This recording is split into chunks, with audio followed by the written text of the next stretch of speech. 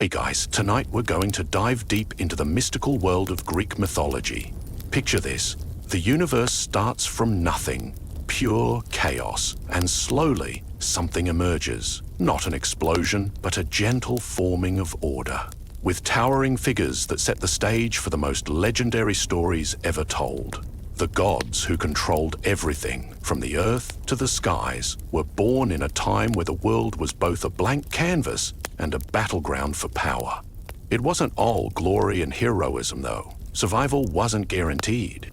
So, before you get comfortable, take a moment to like the video and subscribe, but only if you genuinely enjoy what I do here. Don't forget to share where you're watching from and what time it is in your corner of the world. Now, dim the lights. Maybe turn on a fan for that soft background hum. And let's ease into tonight's journey together. Our story begins in the most unlikely place, the beginning of time itself. Imagine it. Total nothingness. No sun, no stars. It was just chaos. This is how the ancient Greeks believed the world came to be. But out of this chaos came the first beings, the primordial gods. These entities didn't look like the gods you might picture with flowing robes and thunderbolts. No, they were the first, the original, the ones who had no real form. They simply were. From them came everything else: the earth, the sky, the seas. Gaia, the earth goddess, was one of the first to appear, and she created Uranus, the sky god. Together they formed the first family of gods. Their children were the Titans, gigantic and powerful beings who would go on to play a major role in the unfolding drama of the gods. Historians still argue about whether these ancient gods were merely personifications of natural forces, or if they were indeed powerful entities worshipped with genuine belief. Whatever the case, they set the stage for all the stories we know today. But not all was peaceful in the world of the gods. Uranus, who ruled over the heavens, had a big problem with his own children. You see, he feared their power and locked them away deep within the earth, a place known as Tartarus. Gaia, his wife, was furious about this treatment of her children and convinced her youngest son, Cronus, to overthrow his father. The scene was set for betrayal and bloodshed. Cronus, armed with a sickle, castrated his father, Uranus, and tossed his severed parts into the sea. From the foam that emerged from this gruesome act, the goddess Aphrodite would later rise. It was as if the gods themselves were born out of the chaos they created. A beautiful, yet tragic irony. Cronus's rise to power marked the beginning of a new era, the reign of the Titans. But even Cronus, who now ruled the heavens, was haunted by the same fear that had plagued his father. A prophecy warned that one of his own children would rise up and overthrow him, just as he had done to Uranus. And so Cronus did what any power-hungry god would do. He ate his children. One by one, he devoured each of his offspring, fearing the day they would overthrow him. Historians still argue about whether Cronus truly believed this would prevent his downfall, or if he was just too paranoid to see any other outcome. Either way, it didn't end well for him. But Gaia, his wife and mother of the gods, wasn't about to let her children be wiped out. She helped her younger son Zeus escape his father's wrath. Zeus was hidden away, raised by nymphs on the island of Crete. And so, the stage was set for a battle that would determine the future of the gods and the world itself. Zeus's early life was a secret kept from his father Cronus, who continued his reign in ignorance. But Zeus was destined for greatness, and when the time was right, he was ready to face the king of the gods himself. To begin his journey, Zeus had to summon a force strong enough to challenge Cronus. He didn't do it alone, though. Zeus had help from some surprising sources. One such ally was Metis, the goddess of wisdom. she devised a clever plan to trick Cronus into regurgitating his swallowed children. The plan was simple, yet dangerous.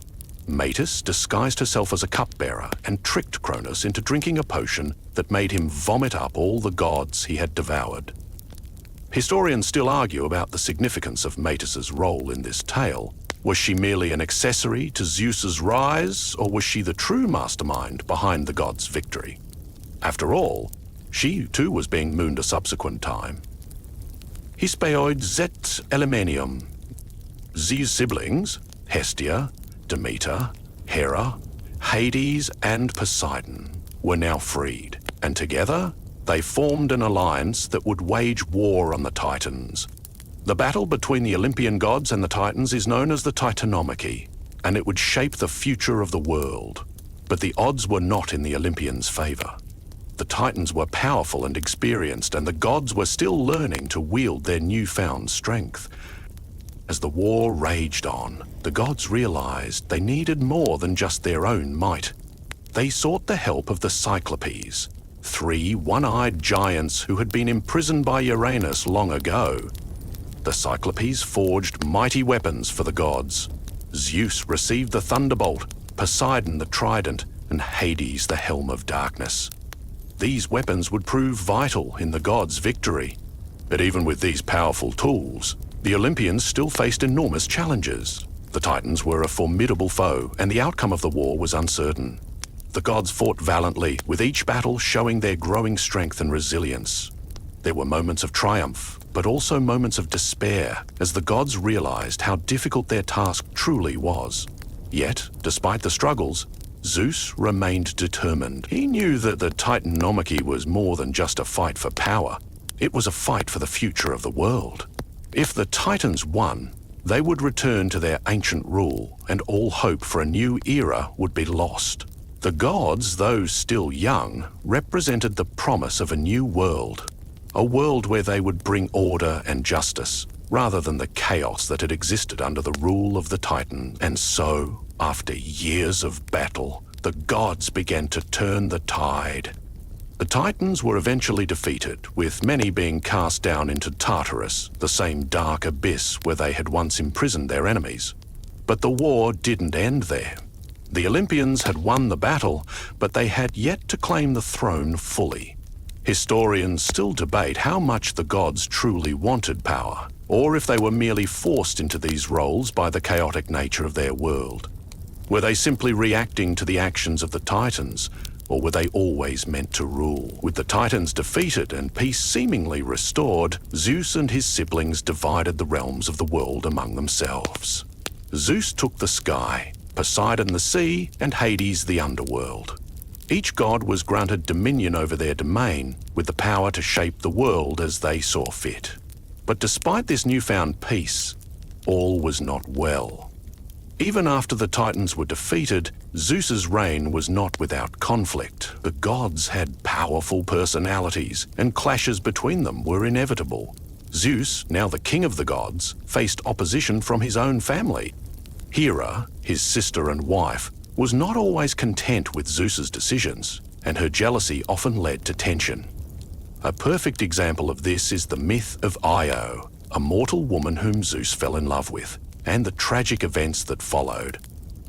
Historians still argue about whether Zeus was a benevolent ruler, or if his decisions were often clouded by his own desires and power. Was he a god who truly cared for mankind, or was he just as flawed as the mortals he ruled over? The answer, like much in Greek mythology, is complex and open to interpretation. But one thing is clear. Zeus' reign marked the beginning of a new age for the gods. An age where power was no longer solely in the hands of the Titans, but in the hands of the Olympians. And while this might have seemed like a victory for order and justice, the gods still had much to learn about ruling the world. With the reign of Zeus now firmly established, the world of the gods began to take shape in a way that would forever alter the course of history. But peace among the Olympians was always fragile. Though Zeus had emerged victorious, his power was not absolute, and the lingering threat of rebellion was never far behind.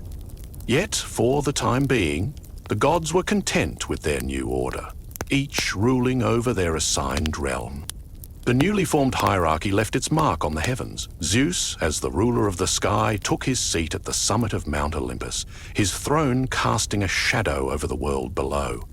With his thunderbolt at his side, he was the undisputed king of the gods. However, it wasn't just his power that secured his position. Zeus's wisdom and ability to manipulate the forces of nature were unmatched. But even in his triumph, Zeus faced challenges that could not be solved by brute strength alone. Take, for example, the myth of the Typhon, a monstrous serpentine creature born from Gaia. Typhon was said to be so powerful that he threatened to overthrow the gods and take control of the heavens.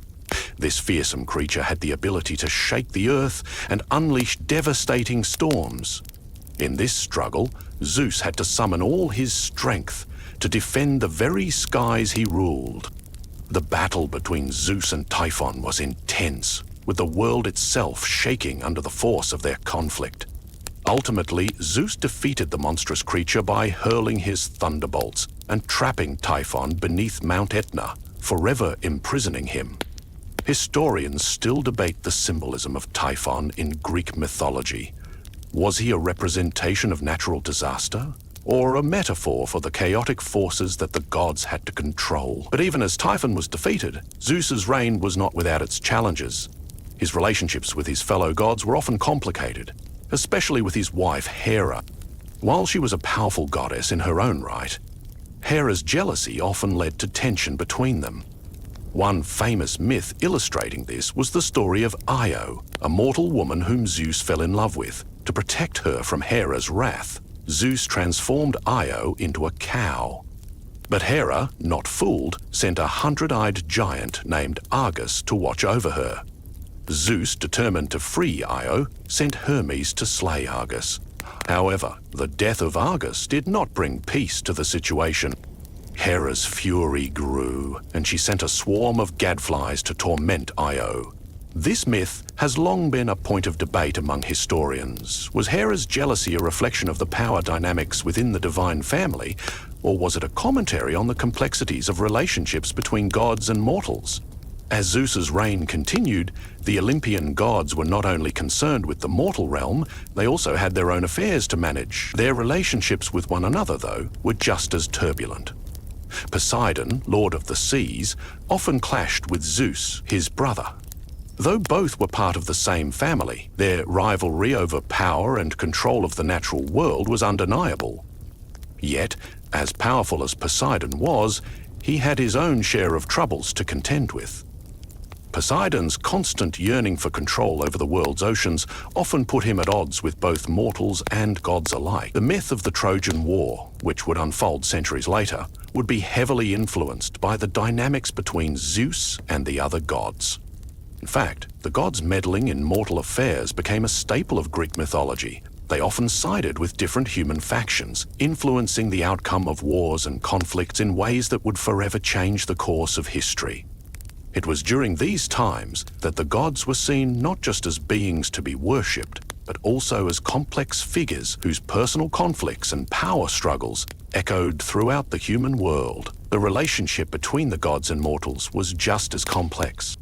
Mortals, though weaker and less immortal, were not entirely powerless in the eyes of the gods. The gods often interacted with humans, either through divine intervention or through the occasional mortal hero, chosen by the gods to undertake impossible tasks. These heroes, like Heracles, Perseus, and Theseus, became symbols of the gods' influence and power, representing the intersection between the mortal and divine worlds. The actions of these heroes often reflected the gods' will, but not always in the ways the gods intended. For instance, Heracles, perhaps the most famous of all Greek heroes, was born as the son of Zeus and the mortal Alcmene. His incredible strength and numerous feats, including the 12 labors he was forced to complete as punishment for his actions, made him a symbol of both divine favor and punishment. His relationship with Zeus was complicated, as Heracles was often caught between his mortal nature and his divine parentage. Historians still debate the significance of Heracles in Greek mythology. Was he a tragic hero burdened by his divine heritage, or a beacon of hope for humanity in the face of impossible odds? As for Zeus, his reign was marked by both triumphs and trials. His relationships with other gods, mortals, and even his own family were constantly shifting as each god sought their own place in the divine order. But despite the challenges, Zeus remained the ruler of the gods. His thunderbolts wielding not just the power of the heavens, but also a reminder of the fragile balance that held the world of the gods in place. And as the gods settled into their roles, the stage was set for the next chapter in their tumultuous lives, one that would unfold in the battles and triumphs of mortal heroes and the gods' continual attempts to influence the course of human history.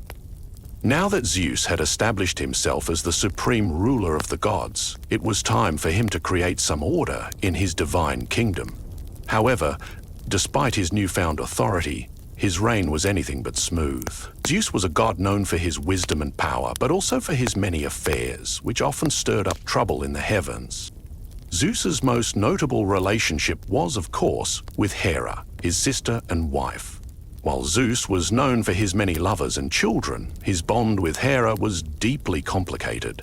Despite their marital union, Zeus had numerous affairs with both goddesses and mortals, which made Hera's life a constant whirlwind of jealousy, anger, and revenge.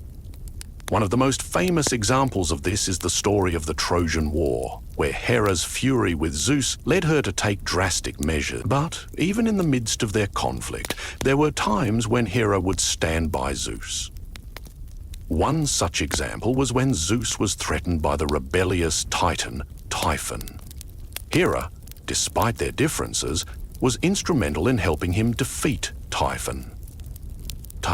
This story, in which the gods must unite to defeat Typhon, is often viewed as a reminder that even in a family full of conflicts, there are moments when the gods must come together for the greater good. And yet, despite Hera's moments of support, her jealousy remained a major theme in Zeus's reign. It was this jealousy that led to the myth of Io, the beautiful mortal whom Zeus fell in love with. To protect Io from Hera's wrath, Zeus transformed her into a cow, but that did little to prevent Hera from tormenting her. Hera sent a 100-eyed giant named Argus to watch over Io, and it was only with the help of Hermes that Io was eventually freed. However, Hera's jealousy didn't end there. She sent a swarm of gadflies to chase Io, making her journey even more harrowing. Historians often debate the role of Hera in this myth. Was her jealousy a sign of insecurity, or was it a reflection of her desire to maintain order in the divine realm? After all, as the queen of the gods, Hera was responsible for maintaining the balance of power, and any disruption, even by her husband, was seen as a threat to that balance. While Zeus and Hera's relationship remained tumultuous, it was far from the only one that shaped the world of the gods. There were numerous other gods who had their own complex relationships with Zeus, from the jealous Poseidon to the distant Hades.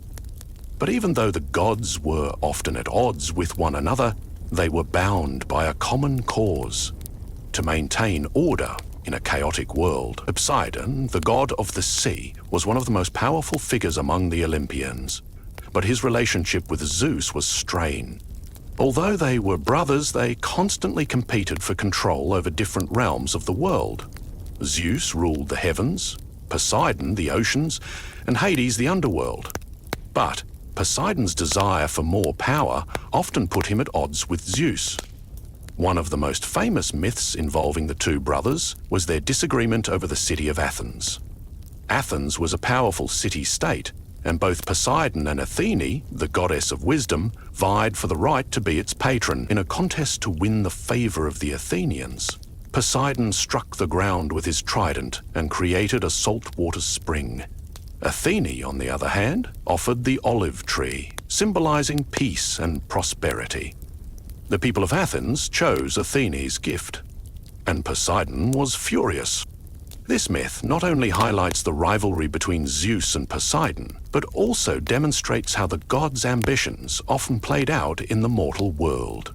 Despite these conflicts, Zeus's reign continued to shape the world around him. As the ruler of the gods, he was often called upon to mediate disputes between other gods and mortals. But his authority was not absolute, and the gods did not always listen to him. For example, when the Trojan War began, Zeus tried to remain neutral, but the gods took sides, with each one favoring different factions of the war. Hera, Athena, and Poseidon supported the Greeks, while Aphrodite, Apollo, and Artemis sided with the Trojans. This divine interference in the war caused even more chaos, and ultimately the war ended with the destruction of Troy. The Trojan War is one of the most famous events in Greek mythology, and it would have lasting consequences for the gods and mortals alike. The war itself, sparked by the abduction of Helen, was a 10-year-long struggle that saw gods and mortals alike taking sides and fighting in an epic conflict that shaped the world for generations. Yet despite the gods' constant intervention, the war was not won through divine power alone. It was the mortal heroes, like Achilles, Hector, and Odysseus, who ultimately determined the outcome of the war. Achilles in particular stands out as one of the greatest heroes of Greek mythology. His strength and bravery were unmatched, but his anger and pride often led him to make rash decisions that affected the course of the war.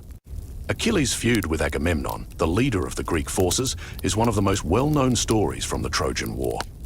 In a fit of rage, Achilles withdrew from the battle, which led to the death of his close friend Patroclus, and ultimately Achilles' own tragic fate. Historians still debate whether Achilles' actions were those of a tragic hero or a man driven by his emotions. Was his downfall the result of his pride, or was it a reflection of the larger forces at play in the war? These questions remain unanswered, but one thing is clear. The Trojan War was a pivotal moment in both mortal and divine history. With the end of the Trojan War and the death of Achilles, the world of Greek mythology shifted into a new phase. The aftermath of the war was felt not only by the mortals, but by the gods as well. The gods' involvement in the war had led to chaos and suffering, but it had also shown their vulnerability. Even the mightiest of gods could not always control the destinies of mortals. And so, with the fall of Troy, the gods were forced to reconsider their roles in the grand tapestry of fate. While some gods, like Hera and Athena, celebrated the Greeks' victory, others were left with deep regrets. Zeus in particular watched with a heavy heart as the mortal world continued its descent into violence and disorder. The Trojan War, after all, had been sparked by the vanity of gods and mortals alike. It had started with the judgment of Paris, the Trojan prince, who was asked to choose the fairest goddess among Hera, Athene, and Aphrodite. His choice of Aphrodite had sparked the conflict, and now the gods were left to deal with the consequences. In the wake of the war, many of the surviving heroes, like Odysseus, found themselves on long and perilous journeys. Odysseus's journey home, in particular, became one of the most legendary tales in Greek mythology. After 10 years of war, Odysseus spent another 10 years trying to return to his kingdom of Ithaca.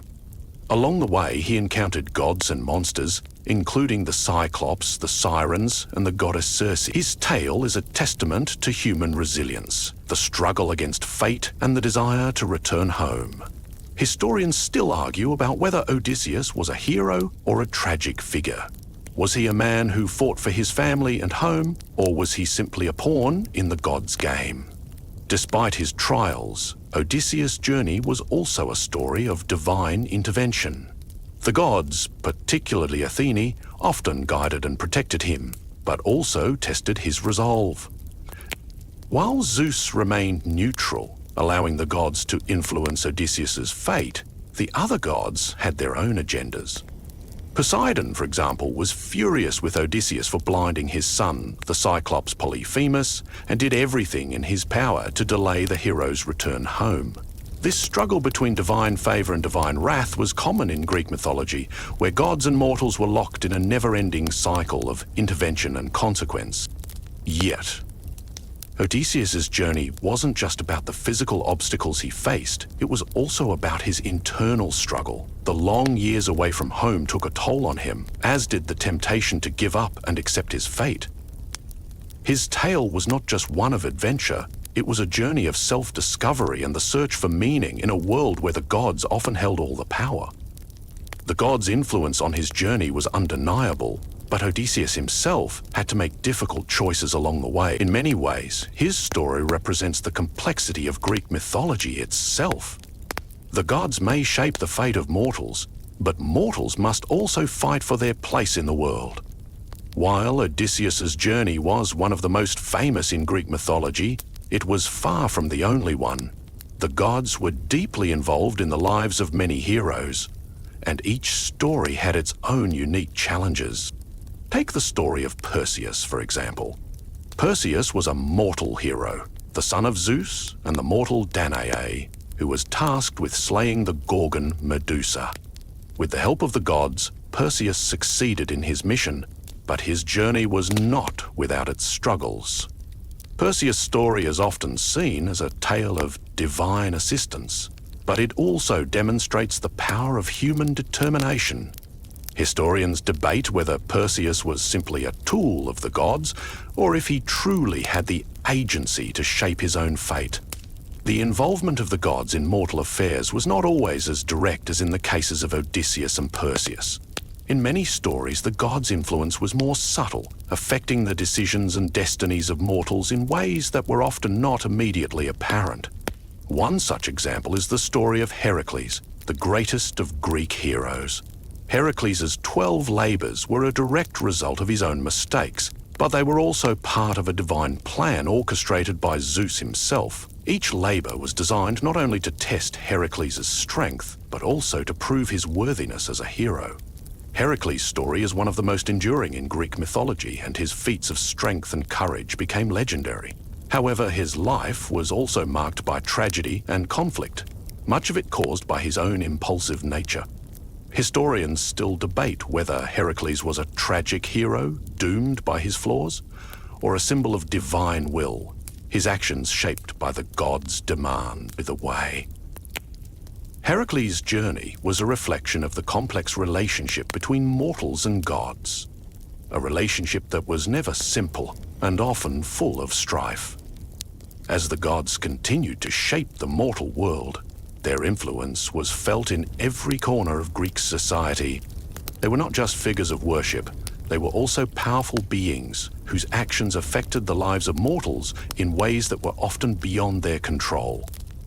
The gods were a reflection of the complexities of the human experience, powerful, flawed, and deeply intertwined with the fate of the world.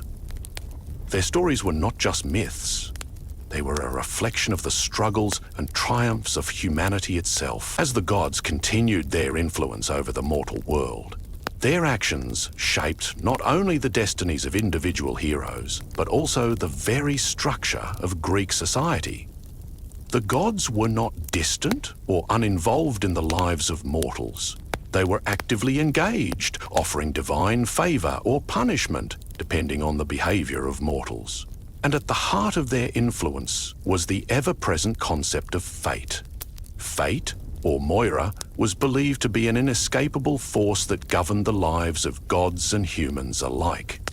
While the gods had great power, they were often seen as subject to fate's will. In many ways, the gods were just as helpless in the face of fate as the mortals they ruled. Historians still debate the role of fate in Greek mythology. Was it a concept used to explain the randomness of life, or was it truly a predetermined force that even the gods could not alter? Many myths suggest that even Zeus, despite his might, was unable to escape the pull of fate. One of the clearest representations of fate's power was the story of Oedipus, the tragic king of Thebes. Oedipus was born to King Laius and Queen Jocasta, who were warned by an oracle that their son would kill his father and marry his mother. Desperate to prevent this prophecy from coming true, They abandoned their son. However, Oedipus was saved by another king, raised as his own son, and later unknowingly fulfilled the prophecy. He killed his father in a dispute and married his mother, leading to his tragic downfall. This myth is a powerful reminder of the inescapable nature of fate in Greek mythology. No matter how hard mortals and gods tried to avoid their destinies, fate would always find a way to bring them to their tragic end. The role of oracles in Greek mythology cannot be understated. Oracles were believed to be the voices of the gods, giving mortals insight into their futures. The most famous of these oracles was the Oracle of Delphi, where the priestess Pythia would deliver cryptic prophecies to those seeking guidance. These prophecies often played a crucial role in the decisions made by both mortals and gods. Yet the prophecies were not always clear or easy to interpret, leading to misinterpretations that often had disastrous consequences. Historians still debate whether the gods used oracles as a way to manipulate mortals, or if the oracles were merely a way for the gods to communicate with their subjects. But the gods' influence wasn't always about punishment or fate. There were also stories of mercy, protection, and rewards for mortals who proved themselves worthy. Take the story of Bellerophon, for example.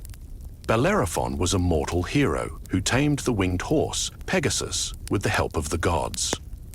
He went on to defeat the Chimera, a terrifying creature with the body of a lion, the head of a goat, and a snake for a tail. Bellerophon's triumph, aided by the gods, made him a legend. However, his hubris, his belief that he could live among the gods, led to his downfall. Historians often argue whether Bellerophon's fall was a punishment for his arrogance or simply a result of the limits imposed by fate. And regardless of the cause, his story reflects the tension between mortal ambition and the gods' influence. Despite the rewards and punishments bestowed upon mortals by the gods, there was always an underlying sense of chaos in the Greek world. The gods were unpredictable, and their interventions in the lives of mortals could be both benevolent and destructive. This chaos was seen in the lives of many of the great heroes of Greek mythology, whose fates were shaped by the gods in ways that were beyond their control. Even heroes like Heracles, with his great strength and courage, could not escape the consequences of their actions. Heracles' 12 labors, for example, were not just a series of tests designed to prove his strength. They were a punishment imposed on him by the gods for killing his wife and children in a fit of madness. The gods, in their desire to restore balance, gave Heracles these impossible tasks to complete. While he succeeded in each of them, the toll on him was immense. Heracles' story is often viewed as a tragedy where his heroic deeds were overshadowed by his suffering. And yet, despite their suffering, the heroes of Greek mythology were not completely powerless. Many of them were given tools or weapons by the gods to aid them in their quests. Perseus, for example, was given a shield from Athene, a sword from Hermes, and the helmet of invisibility from Hades, when he was tasked with slaying Medusa. These divine gifts allowed the heroes to complete their impossible tasks, but they also served as a reminder that the gods were always watching and that their influence would always be present in the lives of mortals. As the heroes completed their quests and the gods continued to shape the world, the stories of Greek mythology remained a reflection of the human experience. The gods were powerful and often vengeful, but they were also flawed and deeply connected to the mortal world. Their interactions with humans were complex and often contradictory, offering both lessons and warnings to those who sought their favor. And as the gods ruled the heavens, they left behind a legacy that would continue to influence not just Greek society, but the entire world for centuries to come.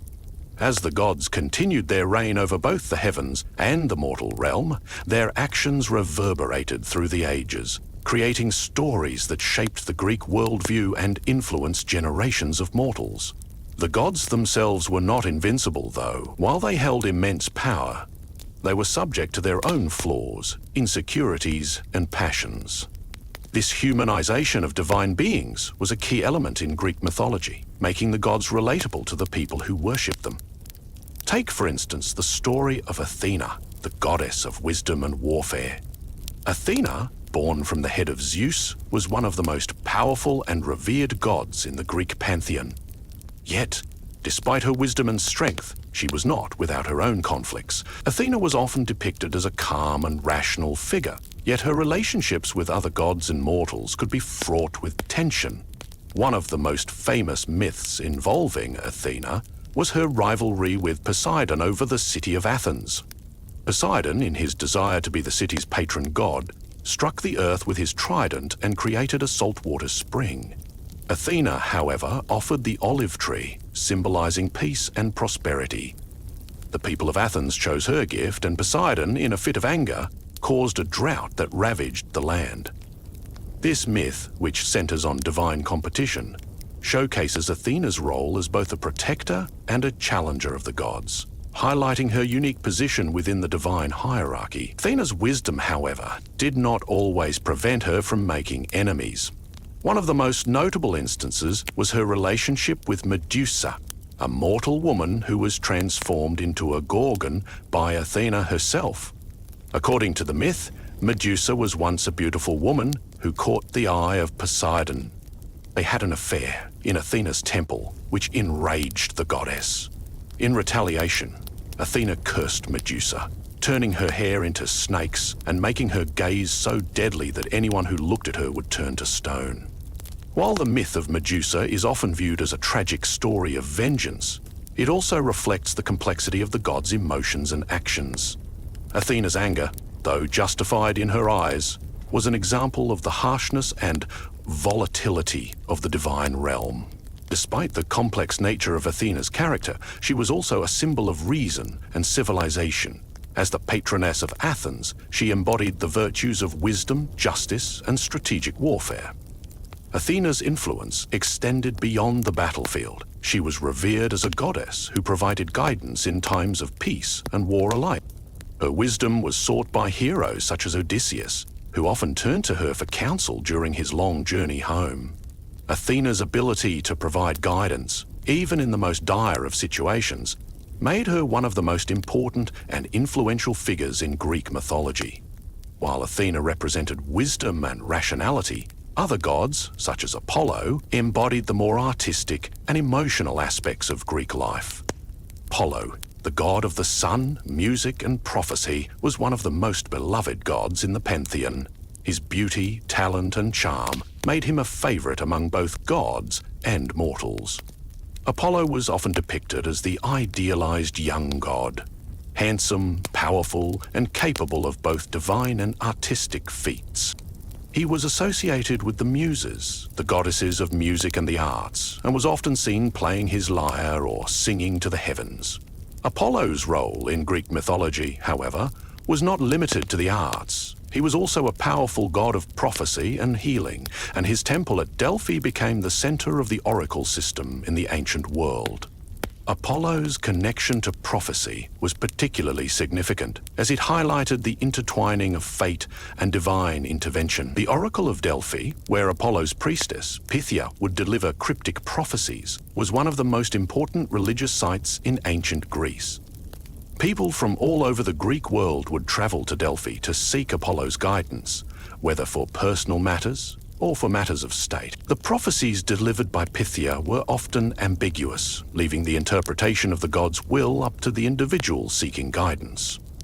This ambiguity led to a wide range of interpretations, some of which had disastrous consequences for the mortals who sought advice from Apollo. Apollo's story also includes tales of love and tragedy. One of his most famous love affairs was with the nymph Daphne, who was transformed into a laurel tree to escape his advances. This transformation symbolized the tragic nature of love in Greek mythology, unattainable, unrequited, and often ending in loss. Apollo's love for Daphne was one of many stories in which the god's passions clashed with the desires of mortals, leading to consequences that were often irreversible. Historians still debate the significance of these myths. Were they simply tales of divine whims? Or did they reflect deeper themes of desire, power, and loss? The tragic nature of the gods' relationships with mortals can also be seen in the story of Niobe, the queen of Thebes, who boasted about having more children than the goddess Leto. In retaliation, Leto sent her children, Apollo and Artemis, to kill all of Niobe's children. This act of vengeance by the gods highlights another recurring theme in Greek mythology: the destructive power of hubris. Niobe's pride led to the loss of her children, and her story serves as a cautionary tale about the dangers of defying the gods and overestimating one's own power. In Greek mythology, the gods were not just distant figures to be revered. They were deeply connected to the lives and fates of mortals. Their actions, whether driven by love, jealousy, or revenge, shaped the lives of heroes, kings, and commoners alike.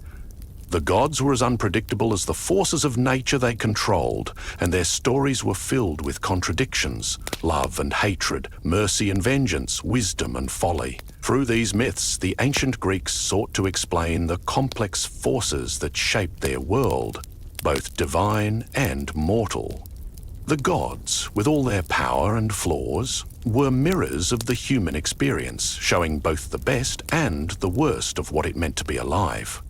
As the gods continued to weave their influence through the lives of mortals, the world they shaped was constantly shifting. While the gods were frequently embroiled in their own divine dramas, the actions of mortals were equally significant in the grand tapestry of Greek mythology. Mortals, though often at the mercy of the gods, had their own power, either through their actions, their defiance, or their relationships with the divine. One such mortal, Heracles, stood as a symbol of perseverance and strength in the face of divine adversity. His 12 labors, assigned to him as punishment for killing his wife and children during a moment of madness, represented the ultimate test of a man's endurance. While the gods often played cruel tricks on him, Heracles faced each challenge with unyielding determination. From capturing the Nemean lion to stealing the cattle of the monster Geryon, his feats were legendary. But despite the magnitude of his triumphs, the gods' expectations were unrelenting. They were not concerned with his personal happiness, only his ability to fulfill their commands. However, Heracles' life was not entirely defined by suffering. As a demigod, he was granted moments of divine favor. For example, when he fought and defeated the Hydra, the serpent-like monster with multiple heads, the gods themselves took part in the battle by aiding him with magical weapons and tools.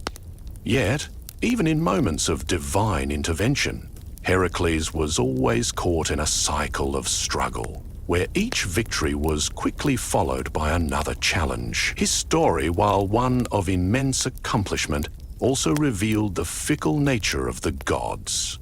Their help was conditional, and their protection often fleeting.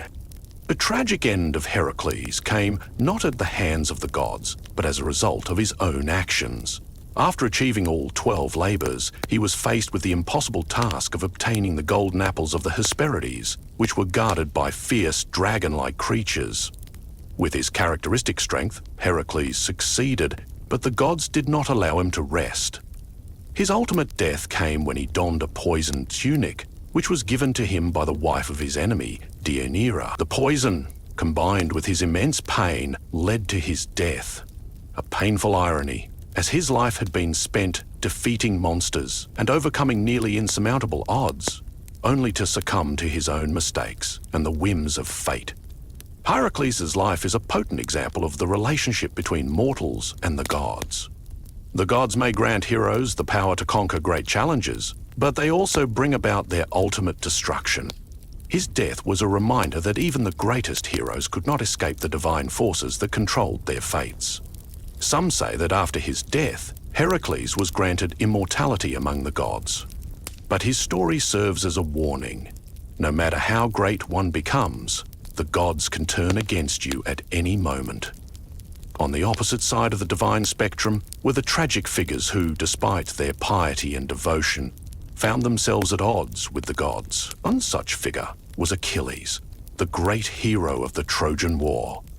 Achilles, a demigod born of the mortal Peleus and the sea goddess Thetis, was blessed with unparalleled strength and speed. His mother, Thetis, tried to make him immortal by dipping him in the river Styx as a baby, making his body impervious to harm, except for his heel. This singular vulnerability, often referred to as the Achilles heel, would ultimately lead to his downfall. Achilles' role in the Trojan War is legendary, particularly due to his rage following an insult by Agamemnon, the leader of the Greek forces. When Agamemnon took Achilles' prize, Briseis, Achilles withdrew from the battlefield in anger. His absence from the war shifted the balance in favor of the Trojans, and many Greek soldiers perished in his absence. However, the death of his close friend Patroclus at the hands of Hector brought Achilles back into the fight, driven by grief and the desire for vengeance. His rage, however, would prove fatal, as he killed Hector and dragged his body around the walls of Troy. Despite his victories, Achilles' fate was sealed. The gods had already decided his end. The prophecy said that Achilles would die young, and his desire for glory would lead him to an untimely death. His death came at the hands of Paris, Hector's brother, who shot him in the heel with an arrow, guided by the god Apollo. Achilles' death was not just a mortal loss. It was a divine tragedy, a fate sealed by the very gods who had once favored him. His legacy, though, lived on, cementing him as one of the most revered heroes in Greek mythology. His story speaks to the inevitability of fate and the power of the gods over even the mightiest of mortals. Historians and mythologists often debate the nature of Achilles' character. Was he a hero who embraced his mortality, living and dying by his own code? Or was he a pawn in the gods' game, his fate controlled by forces beyond his comprehension? Some view Achilles as the epitome of Greek heroism, strong, passionate, and driven by honor. Others see him as a tragic figure, whose hubris led him to embrace a short life of glory, forever trapped by the whims of the gods. Throughout all these tales of gods and heroes, one theme remains constant: the struggle between human ambition and divine intervention. In Greek mythology, mortals may be gifted with extraordinary strength, courage, or intelligence, but their fates were always intertwined with the actions of the gods. Whether it was the betrayal of a god or the favor of a goddess, the gods' interference often defined the lives of the mortal hero. And though some heroes managed to defy the odds and achieve greatness, their ultimate end, whether tragic or triumphant, was always shaped by the unpredictable and often uncontrollable power of the gods. As the gods continued their timeless dance with mortals, the boundaries between the divine and human worlds grew even more porous. Gods were not just distant, untouchable beings. They were entangled in the lives of mortals, involved in their joys, sorrows, and even their mistakes. This interaction between gods and humans, the constant meddling of the divine in mortal affairs, became a defining feature of Greek mythology. It also led to some of the most infamous and tragic stories. One such story is that of the beautiful and fated Helen of Troy. Helen's story begins with her divine beauty, which was said to be so captivating that it could start wars. She was the daughter of Zeus and the mortal Leda, which made her a demigoddess, with beauty that rivaled even the gods themselves. According to legend, Helen was courted by many suitors, including the powerful king Menelaus of Sparta, who won her hand. But Helen's beauty would become the spark for one of the greatest wars in history, the Trojan War. Helen's abduction by Paris, the Prince of Troy, was the catalyst for the conflict. Paris, aided by the goddess Aphrodite, who promised him the love of the most beautiful woman in the world, seduced Helen and took her back to Troy. Menelaus, furious at the betrayal, called upon his fellow Greek kings to reclaim Helen, leading to the legendary war that lasted for 10 years. Historians often debate the reasons behind the war. Was it truly about love and honor, or were there deeper political and social tensions at play? The Trojan War was a conflict that saw the gods deeply involved in the outcome. Each god took sides, with some favoring the Greeks and others supporting the Trojans. Athena and Hera, for instance, were fierce supporters of the Greek cause, while Aphrodite, who had played a key role in Helen's abduction, sided with the Trojans. The gods' interference in the war not only made the conflict even more chaotic, but also served as a reminder of the divine forces that influenced the fate of mortals. Throughout the war, the gods continually intervened, helping or hindering the mortal warriors on both sides. One such example is the story of Achilles' wrath. After the death of his close friend Patroclus at the hands of Hector, Achilles re-entered the war with renewed fury, seeking revenge. His actions, driven by divine fury and grief, led to the death of Hector. But even in this moment of victory, the gods were involved. Apollo, the god of prophecy and archery, guided Paris's arrow, which struck Achilles in his one vulnerable spot, his heel. This divine intervention not only ended Achilles' life, but also solidified his place in history as a tragic hero. However, Achilles' death was not the end of the story. The war dragged on, and the Greeks, with the help of the gods, eventually managed to defeat the Trojans. The fall of Troy came in a way that only the gods could have orchestrated. The Trojan horse.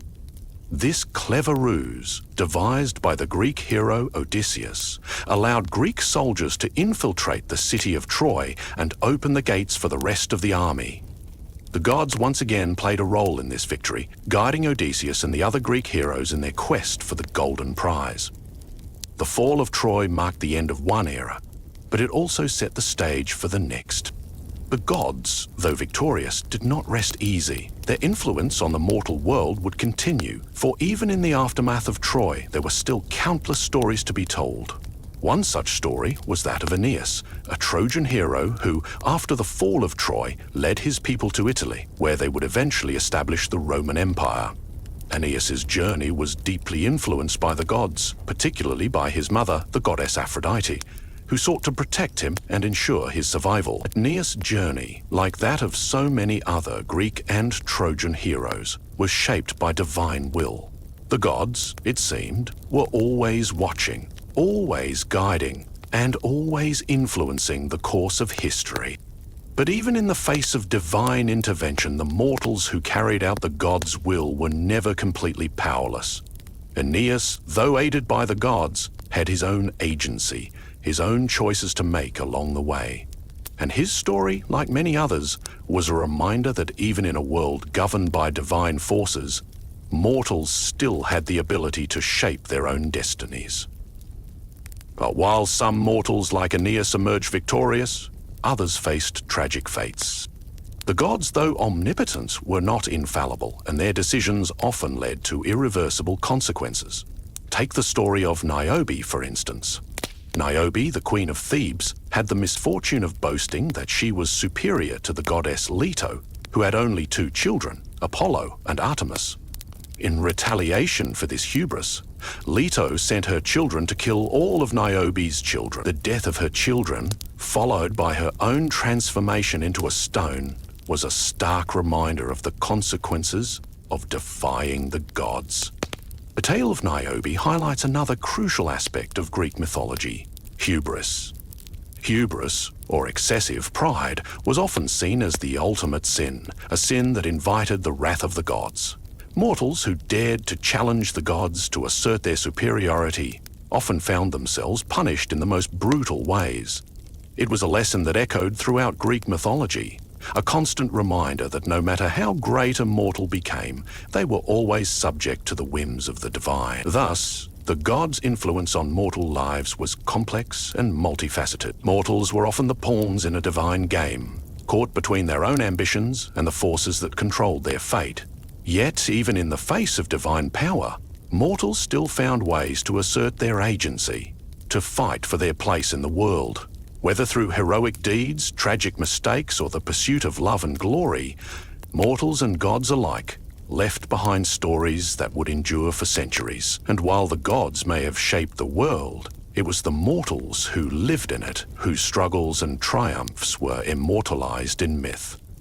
As the divine and mortal realms continued to intertwine, the gods of Olympus often found themselves at the center of not just wars, but also of larger cosmic and moral dilemmas.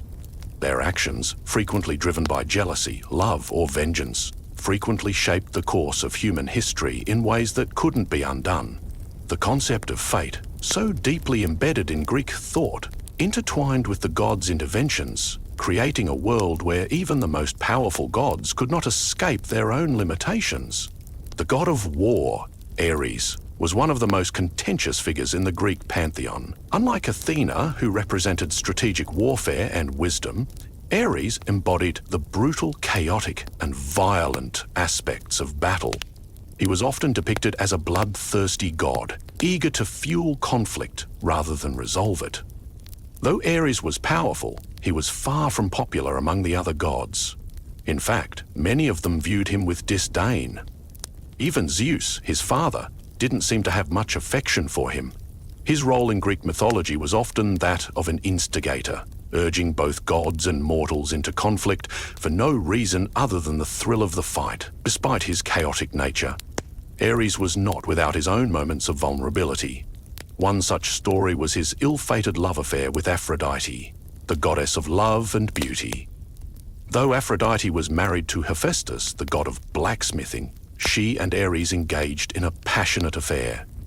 However, their tryst was discovered when Hephaestus, angered by his wife's infidelity, trapped the lovers in a net and exposed them to the other gods.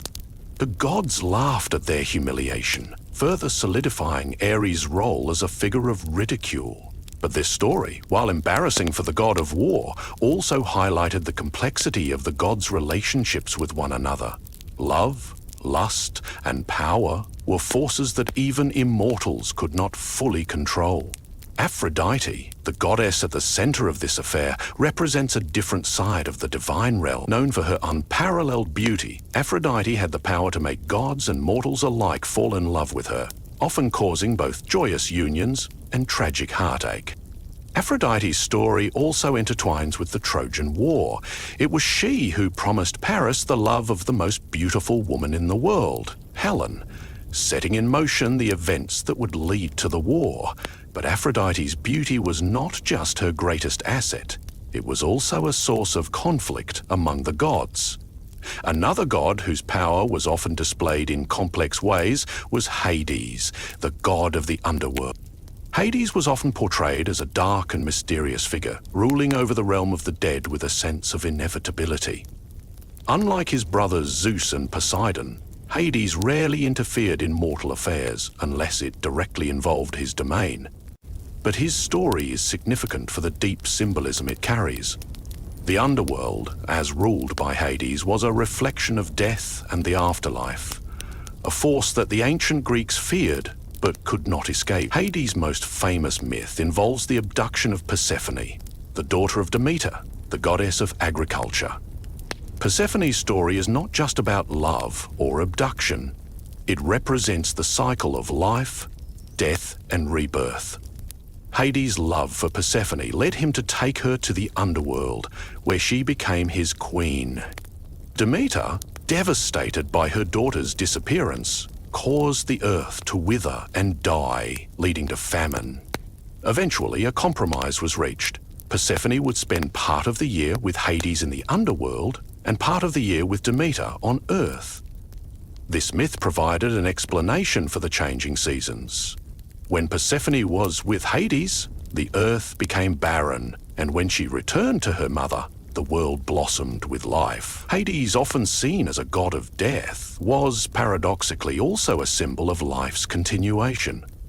His realm was not one of complete suffering, but rather a place where souls could find rest after death. And yet, his story highlights the Greek belief in the inescapability of death. Unlike other gods, Hades did not seek glory or power over mortals. His power was inevitable. He governed the final destination of every soul. Despite the seemingly negative role Hades played in the myths, he was not always the villain he was often painted to be. His realm, while dark and terrifying, was also just. He ensured that all souls, whether good or bad, received their due. This impartiality in dealing with mortals gave Hades a sense of balance and order that his more chaotic brothers lacked.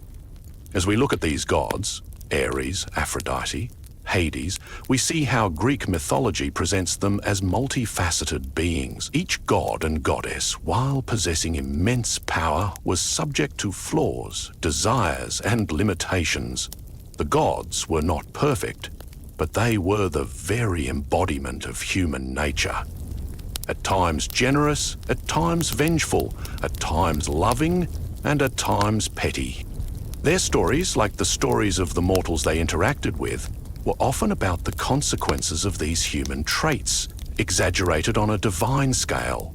The gods may have ruled the heavens, but their struggles, passions, and weaknesses mirrored those of the mortals they governed. Yet, despite these flaws, the gods represented something larger than themselves. They were symbols of the forces that shaped the world, both natural and supernatural. The gods' influence was never static. They were always shifting, challenging, and adapting. And in this shifting world, mortals found their place. They could be heroes, villains, or something in between. But in the end, their lives, like those of the gods, were shaped by the unseen forces of fate, love, revenge, and divine will. In many ways, the stories of the gods and mortals of Greek mythology continue to resonate with us today. They remind us of the complexities of life, of the eternal struggle between fate and free will, and of the timeless nature of human emotion. Whether in love or battle, joy or suffering, the gods and heroes of ancient Greece still offer lessons that echo through the ages. As the divine and mortal worlds continued their intricate dance, one thing became clear. The gods, though powerful, were deeply connected to the fate of the mortals they governed. The stories of these divine beings and their interactions with humans were more than just tales of triumph or disaster.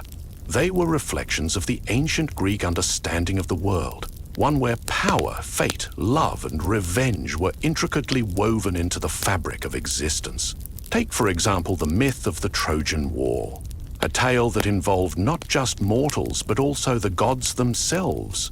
This war, sparked by Paris's decision to choose Aphrodite as the fairest goddess, is perhaps one of the most iconic examples of the gods meddling in the lives of mortals. The war, which began over a simple beauty contest, spiraled out of control, involving gods who took sides, intervened in battles, and manipulated the fates of both Greeks and Trojans alike.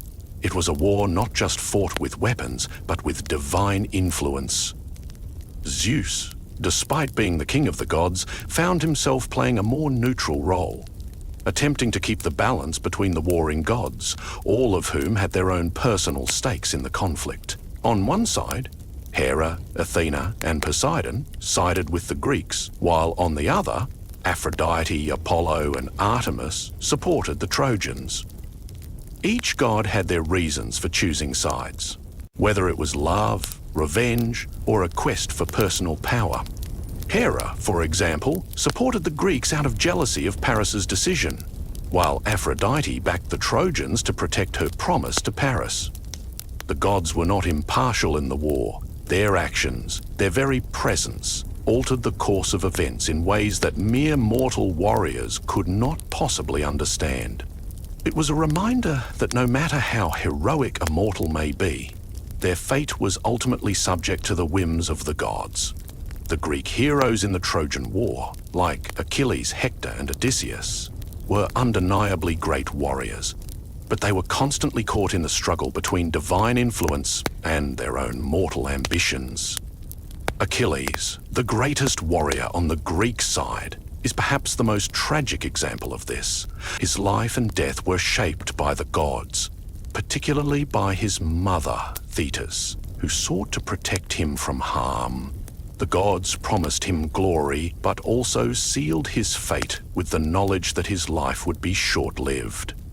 In many ways, Achilles' entire life, his rage, his revenge, his grief, was a reflection of the god's interference in mortal affairs.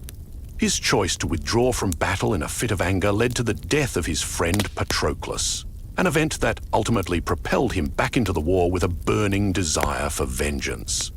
But in the end, even his death, struck by Paris's arrow guided by Apollo, was the result of divine intervention, not mortal heroism. Hector, on the other hand, represented a different kind of heroism, a man who fought not for glory, but for the love of his family and his country. He knew the war was doomed, but he fought with honor and courage, choosing to defend his city and his people against overwhelming odds. Hector's story is a reminder that not all heroes are destined for greatness in the eyes of the gods. His death at the hands of Achilles was another example of the gods manipulating the fates of mortals. While Achilles sought vengeance, Hector's death served as a pivotal moment in the war, one that led to the eventual fall of Troy. But Hector's fate, like Achilles, was ultimately shaped by the gods, who intervened at every turn. In the end, both heroes were pawns in a divine game, their lives shaped by powers beyond their control. The Trojan War also introduced the concept of the Greek hero, a mortal who achieved greatness, but only at a great cost. Heroes like Achilles and Hector were revered for their strength, their bravery, and their sacrifice, but they were also defined by their tragic flaws. Achilles' rage, Hector's honor, and Odysseus' cleverness, these were all qualities that made them great, but also led to their downfall. Even the greatest mortal hero could not escape the influence of the gods and the inescapable nature of fate.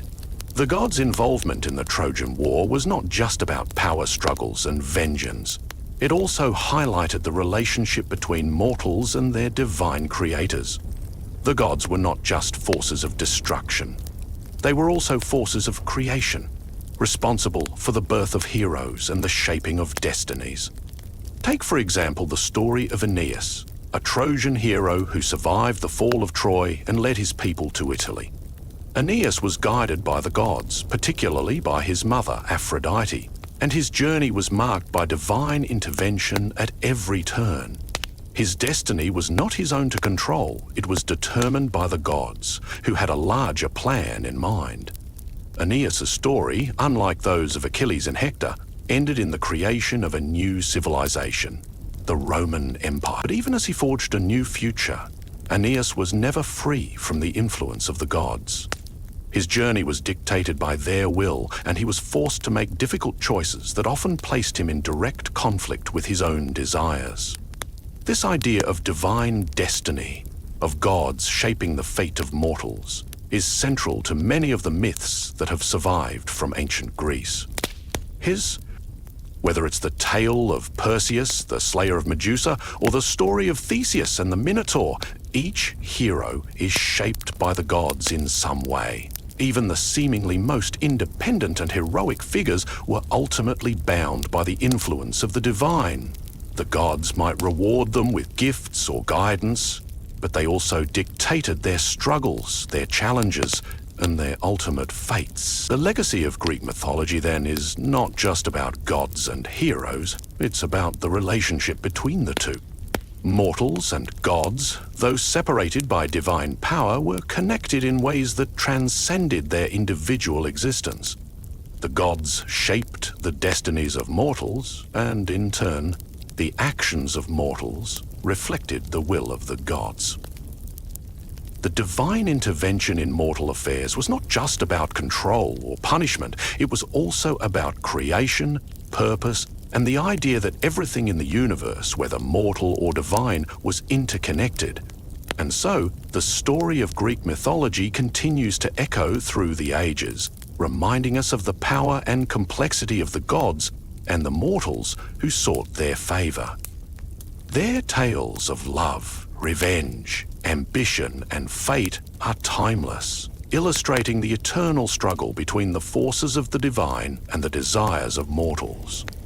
Whether in the stories of Achilles, Helen, or Odysseus, the gods' influence was felt in every corner of the world, and their legacy endures in the myths that continue to shape our understanding of fate and free will. As the gods continued to shape the destinies of mortals, it became evident that no one was truly free from the web of divine influence. Even the gods themselves were not beyond the reach of fate. Their actions, driven by their own desires and passions, often reflected the very flaws that made them so relatable to humans. The gods were not perfect, and their struggles mirrored those of the mortals they ruled. This constant interplay between divine will and mortal ambition is one of the most defining aspects of Greek mythology. One god who embodied this dynamic was Zeus, the king of the gods.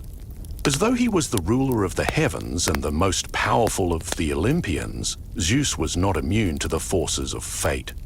His relationships with both the gods and mortals were often marked by complexity and contradictions.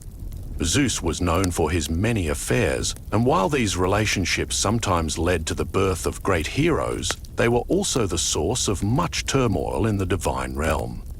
Zeus's most famous affair, perhaps, was with Leda, the mortal queen of Sparta. Their union produced two sets of twins, Castor and Pollux, and Helen and Clytemnestra. The birth of Helen, the most beautiful woman in the world, set in motion the events of the Trojan War, highlighting the far-reaching consequences of Zeus's relationships.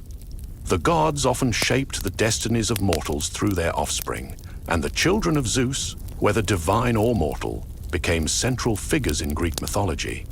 Their actions, often shaped by their divine heritage, were frequently intertwined with the god's will. One of the most famous children of Zeus was Perseus, the hero who slayed the Gorgon Medusa. Perseus's story is one of divine favor, as he was aided by several gods, including Athena and Hermes.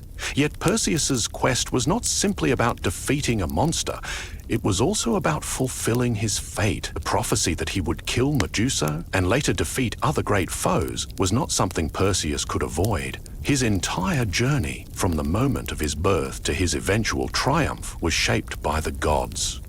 His success was in part due to the divine tools given to him, such as the shield from Athene, the winged sandals from Hermes, and the helmet of invisibility from Hades. These gifts, though powerful, also symbolized the extent to which the gods controlled the fates of mortals. Perseus may have been a great hero, but his destiny was never his own to determine. Similarly, the myth of Theseus, the legendary king of Athens, offers another example of how the gods shaped mortal lives. Theseus was the son of Poseidon, in some versions of Aegeus, the king of Athens, and was destined to become a great hero. His most famous feat was slaying the Minotaur, a monster that lived in a labyrinth beneath King Minos's palace on Crete. Theseus, with the help of the goddess Athena, navigated the labyrinth and defeated the beast, saving the people of Athens. But Theseus's heroism was not without its own complications. His journey was one of both divine favor and human error.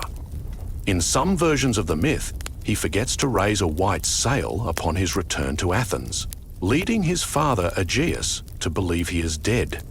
Aegeus, in despair, throws himself into the sea, which is named after him, the Aegean Sea. This tragic turn of events underscores the idea that even heroes are not free from fate's grasp, and their actions often have unforeseen consequences. Theseus's story, like that of many Greek heroes, is marked by a series of divine interventions. The gods were never mere bystanders in the lives of mortals. They were active participants in the shaping of mortal destinies. The gods' involvement was not always a blessing, however. Even when the gods favored a mortal, their help was not guaranteed to lead to a happy outcome. This was especially true when mortals attempted to defy the gods, as many of the Greek myths revolve around the consequences of hubris, excessive pride or arrogance, towards the divine. The myth of Niobe is one such cautionary tale. Niobe, the queen of Thebes, boasted that she was superior to the goddess Leto, the mother of Apollo and Artemis, because she had 14 children, while Leto had only 2. In retaliation for this hubris, Apollo and Artemis killed all of Niobe's children. In her grief, Niobe turned to stone, her sorrow eternal.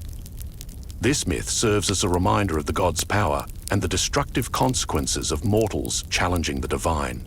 It also illustrates the Greek belief in the importance of humility and respect towards the gods, for to defy them was to invite ruin. But the gods' actions were not always driven by revenge or anger. Sometimes their interactions with mortals were motivated by love, compassion, or a desire to preserve order in the world. The relationship between Zeus and Demeter, the goddess of the harvest, offers an example of divine love that transcended traditional power struggles. When Demeter's daughter Persephone was abducted by Hades, Demeter's grief caused the earth to wither and die, resulting in a great famine. In response, Zeus intervened, negotiating with Hades to allow Persephone to return to her mother for part of the year. This myth, which explains the cycle of the seasons, portrays the gods as interconnected with the world they ruled, deeply involved in the lives of mortals, and often motivated by compassion as well as power. The influence of the gods, whether for good or ill, was constant throughout the stories of Greek mythology. Their actions shaped the destinies of mortals, often in ways that were beyond human understanding. Mortals could rise to great heights, achieving glory and fame, but they were always bound by the wills of the gods, whose influence was felt in every corner of the world. From the heroes of the Trojan War to the children of Zeus, from the vengeance of Hera to the mercy of Demeter, the gods' actions were the force that held the very fabric of Greek society together. And so, as we look back at these myths, we see a world where the gods and mortals were forever intertwined. Their fates, their desires, and their struggles were inextricably linked, each shaping the other in an eternal cycle. The stories of the gods and their interactions with mortals remind us that even in the world of the divine, no one is ever truly free from the influence of others, nor from the pull of fate. These tales, passed down through generations, continue to resonate with us today, teaching lessons about power, pride, love, and the inescapable forces that shape our lives. As we continue to delve deeper into the intricate relationship between gods and mortals, it becomes clear that the gods, despite their immense power, were not immune to the chaos and unpredictability of the universe. In fact, the gods themselves were often the catalysts for much of the suffering and turmoil that befell both themselves and the mortals they interacted with. The constant tension between divine will and mortal freedom, between fate and choice, was a central theme in Greek mythology. And it is this tension that often drives the most dramatic moments in the stories of gods and heroes alike. One of the most poignant examples of this conflict can be seen in the story of Oedipus, the tragic king of Thebes. Oedipus' story is a powerful exploration of fate and free will, two themes that are deeply intertwined in Greek thought.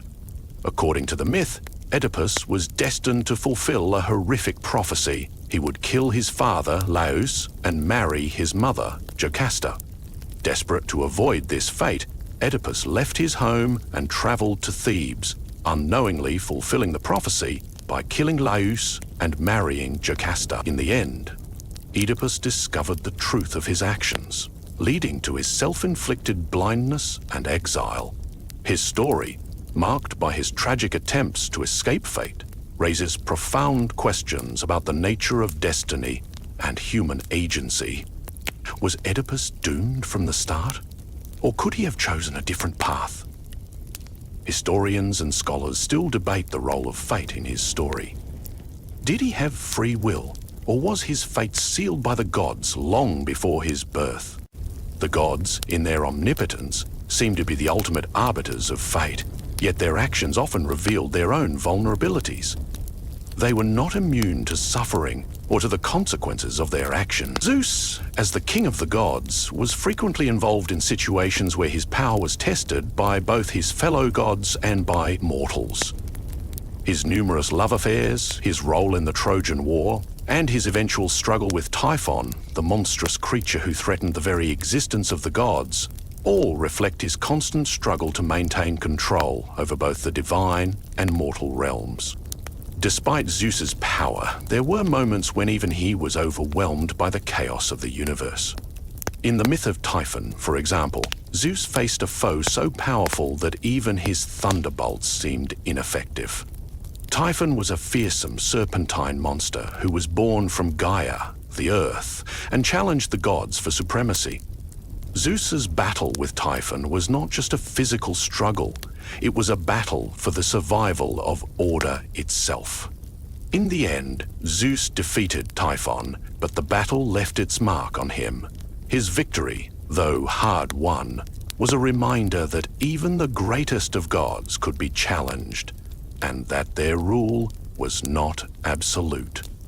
Zeus's victory over Typhon marked a turning point in Greek mythology, one where the gods were reminded of their own vulnerability. It also highlighted the recurring theme of struggle between chaos and order, a theme that was central to many of the myths.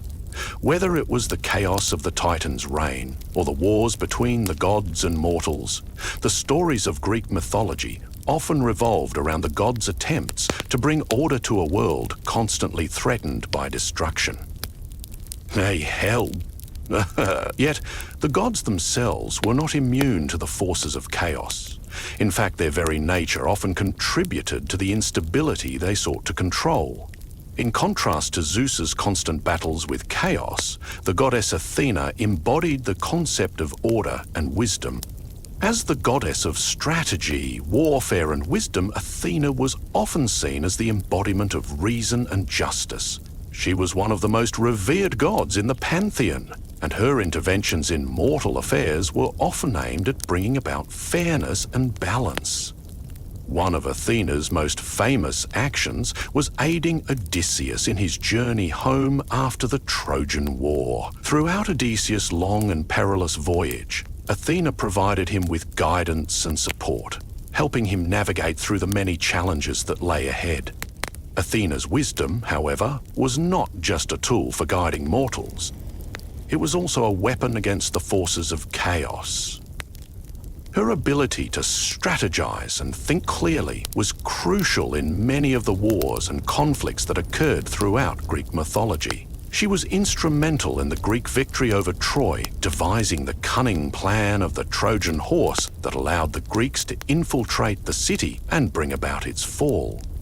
This story, like many others, demonstrated the power of intellect and reason in the face of brute force. Athena's wisdom was not just an abstract concept. It was a force that shaped the very course of human history. But even Athena, despite her wisdom and her efforts to maintain order, could not escape the influence of the gods' passions. Her role in the myth of Medusa, for instance, is a tragic example of how the gods' emotions could have devastating consequences. Medusa, once a beautiful mortal, was transformed into a gorgon by Athena after Poseidon violated her in Athena's temple. This act of punishment, though driven by Athena's sense of justice, ultimately led to Medusa's tragic fate, where she was hunted and killed by Perseus. This myth, though showing Athena's power and sense of justice, also illustrates the complex and often contradictory nature of the gods. Their decisions, while sometimes motivated by righteous causes, often had unforeseen and tragic consequences. The myth of Medusa is also a reminder that the gods were not infallible. They could be driven by jealousy, pride, or anger, leading to actions that were, at times, both just and unjust. Medusa's punishment, in particular, raises questions about the nature of justice and mercy. Was it right for Athena to punish Medusa for something that was beyond her control? Or was the goddess simply seeking to restore her own honor after being violated in her sacred space? The complexity of the gods' actions, their motivations and their consequences is what makes Greek mythology so rich and enduring.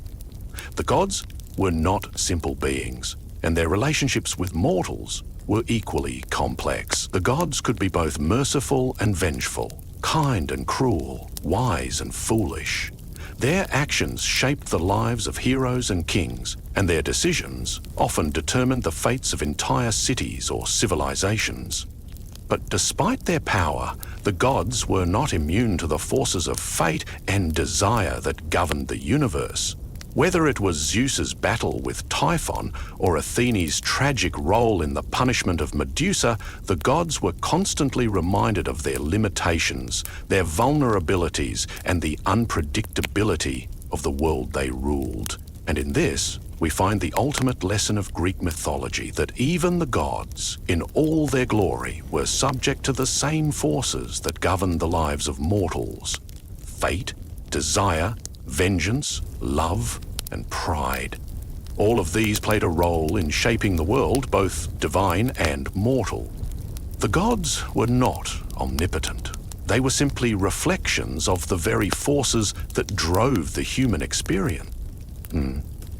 Their stories continue to echo through the ages, offering timeless lessons about the nature of power, love, and the struggle for control over one's destiny. As the gods and mortals continued to navigate their intertwined fates, another critical aspect of Greek mythology began to emerge: the gods' ability to teach important lessons through the tragic or heroic actions of mortals. While the gods often shaped the destinies of those they interacted with, it was the mortals who embodied the lessons that the gods sought to impart. These lessons were not always about glory or victory. They were often about humility, sacrifice, and the acceptance of fate. Take, for example, the story of Prometheus, the Titan who defied Zeus in order to benefit humanity. Prometheus's tale is one of rebellion, wisdom, and punishment. He stole fire from the gods and gave it to humanity, an act that allowed humans to rise from the darkness and build civilization. Prometheus' gift was not just about fire. It symbolized knowledge, creativity, and progress. In this myth, Prometheus represents the archetypal figure of the outsider, the one who challenges the gods and brings new knowledge to mortals. But his defiance came at a great cost. Zeus, furious at Prometheus for his actions, punished him by having him bound to a rock where an eagle would eat his liver each day, only for it to grow back each night. This eternal punishment was a reminder that defying the gods, no matter how noble the cause, came with dire consequences. Prometheus' punishment was not just about physical suffering. It was a reflection of the gods' sense of control over the mortal world. Prometheus had dared to upset the balance of power, and in doing so, he was forced to endure endless pain. However, despite his suffering, Prometheus remained unbroken. His story illustrates the idea that knowledge and progress often come at a great cost, and that those who challenge the established order must be prepared to face the consequences of their actions. Historians often debate whether Prometheus was a hero or a fool. Was he a martyr who sacrificed himself for the betterment of humanity? Or was he simply a figure who challenged the gods in a way that led to his own undoing? Regardless, his story remains one of the most powerful in Greek mythology, showcasing the complexity of divine punishment and mortal defiance. Similarly, the tale of the tragic hero King Midas offers another profound lesson. Midas, known for his greed, was granted a wish by the god Dionysus. Everything he touched would turn to gold. At first, Midas was overjoyed by his newfound power, but soon he realized the dire consequences of his greed. His food, his drink, even his daughter were transformed into gold, rendering him unable to enjoy the wealth he had so eagerly sought. Midas' story is a classic example of hubris, the excessive pride or greed that often leads to a hero's downfall. While the gods were often portrayed as figures of immense power, Midas' story serves as a reminder that even the greatest powers can be misused when not guided by wisdom. Midas' eventual realization of the value of life over wealth is a timeless moral lesson about the dangers of greed and the importance of understanding the true value of things.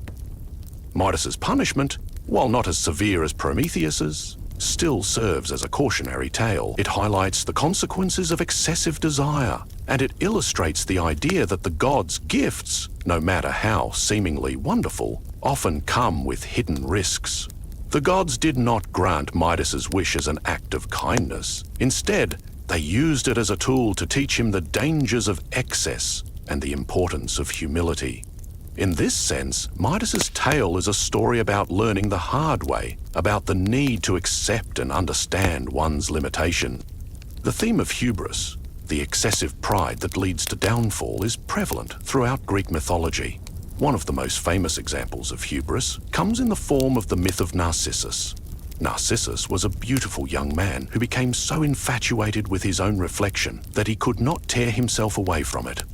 His self-obsession led to his demise. He stared at his reflection in a pool of water until he eventually wasted away, unable to leave the image of his own beauty. Narcissus's story, like that of Midas, is a cautionary tale about the dangers of pride and vanity. The gods punished him not because of his beauty, but because of his inability to see beyond himself. Narcissus's tragic fate serves as a warning about the dangers of excessive self-love and the consequences of ignoring the world around you. The story of Narcissus also highlights the complex relationship between self-acknowledge and self-destruction. Narcissus was not punished for his beauty. He was punished for his inability to recognize the world beyond himself. His story reflects a key aspect of Greek mythology. The gods often did not punish mortals for their natural characteristics, but for the way they wielded them. Narcissus' downfall was not just about being beautiful. It was about being consumed by one's own image and failing to recognize the greater forces at play. In these myths, the gods acted not just as figures of power, but as teachers, using mortal stories to impart essential lessons about humility, love, and the dangers of excess. These lessons were not always easy for mortals to accept. The gods often used harsh punishments to teach these lessons. But these myths served as a way for the ancient Greeks to make sense of the complexities of the world around them.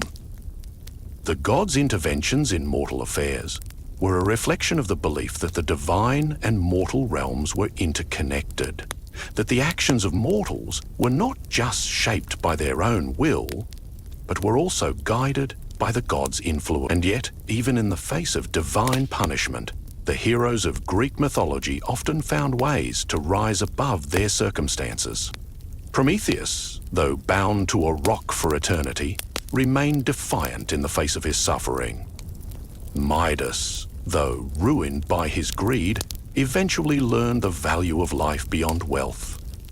Narcissus, in his self-obsession, became a symbol of the dangers of vanity, reminding us that our perception of ourselves can sometimes be the greatest enemy we face. The gods' actions in Greek mythology were not just about power. They were about teaching the mortals valuable lessons about life, love, and the inevitable forces of fate. Through their interventions, the gods shaped the world of mortals, and in doing so, created a legacy that would continue to influence humanity for centuries to come. As the stories of the gods, heroes, and mortals continued to unfold, a deeper truth began to emerge from the myths of ancient Greece. Despite their divine power and immortality, the gods were deeply entangled in the same struggles that defined the human experience: love, loss, ambition, and the inevitable passage of time. This shared vulnerability, both divine and mortal, was what made Greek mythology so powerful and enduring. These stories that we come to understand not just the gods and their whims, but the very nature of humanity itself. One of the most compelling examples of this shared vulnerability is the myth of Demeter and Persephone. The story of Persephone's abduction by Hades, her forced marriage to him in the underworld, and her eventual return to her mother, Demeter, illustrates the deep connection between gods and mortals. Demeter, the goddess of agriculture and fertility, was devastated when her daughter Persephone was taken from her. In her grief, Demeter caused the earth to wither, resulting in famine. This myth is not just a tale of divine punishment. It is a reflection of the universal human experience of loss, separation, and longing. Demeter's sorrow and her efforts to bring Persephone back to her are deeply human in nature. Her maternal love transcends the divine realm, making her a figure with whom mortals could identify. The story's resolution where Persephone is allowed to return to Demeter for part of the year, is a reflection of the cyclical nature of life, birth, death, and rebirth. In many ways, this myth speaks to the power of love to endure through even the most difficult trials. The connection between mother and daughter, though temporarily broken, is never truly severed. This is a theme that resonates deeply with human experience, where love and loss are often intertwined. The tale of Demeter and Persephone is also a story about change, the changing of seasons, the passage of time, and the inevitability of transformation. Persephone's dual life, spending part of the year in the underworld with Hades and part of it with her mother, symbolizes the balance between life and death, light and dark, growth and decay. It is a reminder that nothing in life is static. Just as the earth shifts through the seasons, so too do the lives of mortals and gods alike. Another story that speaks to the theme of transformation is the myth of Orpheus and Eurydice. Orpheus, the greatest of all mortal musicians, descended into the underworld to retrieve his wife Eurydice, who had died from a snakebite. His music, so beautiful that it could charm even the gods, had the power to move the hearts of all who heard it, even in the land of the dead. But Orpheus's love for Eurydice was both his strength and his downfall. When he finally succeeded in convincing Hades to release her, he was told that he could not look back at her until they reached the surface. However, overcome by doubt and longing, Orpheus turned to look at Eurydice just before they emerged from the underworld. In that instant, she vanished, lost to him forever. Orpheus's story is one of love, loss, and the fragility of human hope. His journey into the underworld represents the human desire to defy death and reclaim what has been lost. But his failure to resist temptation and his inability to trust in the promise of the gods also reflect the limitations of mortal strength. Despite Orpheus's extraordinary abilities, he could not escape the fundamental rules of the world. Love and loss are inevitable, and sometimes even the most gifted mortals are powerless to change their fate. Yet Orpheus' tale also suggests the resilience of the human spirit. Though he failed in his attempt to bring Eurydice back, his music lived on, immortalized in his songs. In the end, Orpheus' story is not just about the loss of his wife. It is about the enduring power of art and music, which transcend even death. Orpheus's legacy, like that of many Greek heroes, is shaped by the gods' intervention and the choices he made. But even in his tragic end, there is a sense that his journey was not in vain, for his music continues to echo in the hearts of mortals and gods alike. These myths, though rooted in the divine, also serve to illuminate the human experience. The gods may have been powerful and immortal, but their struggles mirrored those of the mortals they influenced. The gods' feelings of love, jealousy, pride, and regret were not unlike those of humans, and their actions often reflected the complexities of human emotions. The stories of Orpheus, Demeter, and Persephone, among others, remind us that the gods were not simply distant figures to be revered. They were figures who represented the deepest aspects of human nature. By exploring these divine and mortal stories, the Greeks sought to understand the complexities of life, the forces that shape our destinies, and the nature of the universe itself. The gods were not all-knowing or all-powerful. They were beings subject to the same emotions, desires, and conflicts that defined the mortal world. Through their interventions in mortal affairs, they shaped the world in ways that were both destructive and redemptive. But even in their greatest acts of power, the gods could not escape the forces of fate and time that governed their existence. In the end, the legacy of Greek mythology lies in its ability to speak to the human condition. The gods, though powerful, were not immune to the forces of love, loss, and fate. And the mortals, though flawed and finite, were capable of greatness, even in the face of divine intervention. Whether through love, vengeance, or the pursuit of glory, the stories of the gods and mortals continue to remind us that the struggles of life, whether divine or human, are never truly resolved. They are eternal, cyclical, and ultimately shared. As we draw closer to the end of our journey through the rich tapestry of Greek mythology, it's important to reflect on the lessons these stories continue to offer, not only about the gods and their actions, but about the broader human experience. These myths, passed down through generations, are timeless because they speak to the core of what it means to be human. The pursuit of love, the consequences of pride, the inevitability of death, and the search for meaning in a world often shaped by forces beyond our control. Through these stories, the ancient Greeks sought to understand the world around them, to make sense of their place in it, and to explain the mysteries of life, death, and the divine. The gods, in their divine power and flaw, offered humans a mirror of their own struggles. The divine realm was not a utopia free from conflict or suffering. It was a reflection of the mortal world, with its own challenges, conflicts, and contradictions. The gods themselves, while capable of tremendous feats of strength, wisdom, and compassion, were also deeply entangled in the same flaws and imperfections that plagued the mortals they ruled. The gods were beings who could love, but also hate. They could help, but they could also punish. They could create, but they could also destroy. Their stories were a mirror of the very complexities that define human existence. Take, for instance, the story of the Trojan War, one of the most iconic tales in Greek mythology. It was a war that began with vanity, driven by the gods' personal grudges and desires. Paris, the Trojan prince, chose Aphrodite as the fairest of the goddesses, an act that sparked the devastating war between the Greeks and the Trojans. The gods' involvement in the war, whether through favoring one side or another, offering advice, or outright interfering in battles, reminds us of the powerful influence that emotions and personal interests can have on the course of events, even when those involved are immortal beings. While mortals fought for their honor, their cities, and their loved ones, the gods fought for their pride and their desires. The war, which ultimately led to the fall of Troy, was a tragic consequence of divine and mortal hubris, one that changed the course of history and left behind a legacy of both glory and devastation.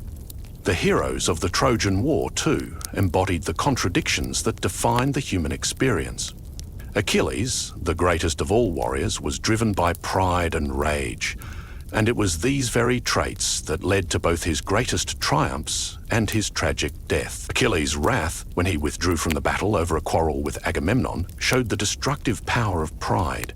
But his return to the battlefield, fueled by the loss of his dear friend Patroclus, also illustrated the redemptive power of love and loyalty. Similarly, Hector, the noble defender of Troy, was a hero not because he was invincible, but because he fought for his family and his city, even knowing the war was lost. His tragic death at the hands of Achilles reflected the harsh realities of war, the fact that even the noblest of heroes could not escape the inevitable tide of fate. These stories of pride, love, loss, and fate are repeated time and again in Greek mythology, from the heroism of Heracles to the tragic fall of King Midas. From the wisdom of Athena to the jealousy of Hera, the gods and their mortal counterparts embody the complexity of human life. And while their stories are set in a world of myth and legend, the themes they explore, of hubris, humility, love, vengeance, and destiny, are as relevant today as they were thousands of years ago. In many ways, Greek mythology serves as a guide to understanding the human condition. It shows us that while the gods may hold immense power, they are not invincible. They too are subject to the forces of fate, love, and desire. And while mortals may be small in comparison, their actions, choices, and relationships have the power to shape their world in profound ways. The gods' interventions in mortal affairs, whether through punishment or protection, serve as reminders that the divine realm is never truly distant from the human experience. We are all connected, shaped by forces beyond our control, and yet we retain the power to influence the course of our lives. The gods' fallibility also serves as a reminder that perfection is unattainable, even for the immortals. The gods of Greek mythology are complex, multifaceted beings who embody both light and darkness. They are not just beings to be worshipped from a distance. They are figures whose struggles reflect the challenges faced by every mortal. Through their imperfections, we see our own vulnerabilities reflected, and it is through these imperfections, both divine and human, that the most important lessons of Greek mythology are taught. As we wind down our journey through the stories of the gods, heroes, and mortals, we are left with a deeper understanding of the forces that shape our own lives. The gods may rule the heavens, but it is the choices made by mortals, their love, their pride, their wisdom, and their mistakes that define the world. The eternal cycle of life, death, and rebirth continues, and the lessons of the gods remain with us, guiding us as we navigate the complexities of our own lives. And so, as we close this chapter of ancient tales, remember that the stories of the gods are not just stories of the past, they are lessons for the present, reminding us of the power of fate, the consequences of our actions, and the deep connections we share with the forces that shape our world. May we all continue to learn from these timeless myths, finding meaning in the divine and mortal struggles that continue to resonate with us today. Now, as the night settles in and the stars begin to twinkle above, it's time to reflect on the stories of the gods and heroes, the battles, the love, the loss. They are all part of the same eternal dance between the divine and the mortal. The gods may rule the heavens, but it is the choices of mortals, their desires, their struggles, and their dreams that shape the world. These timeless myths remind us that we are all connected, bound by forces beyond our control, and yet still capable of shaping our own fates.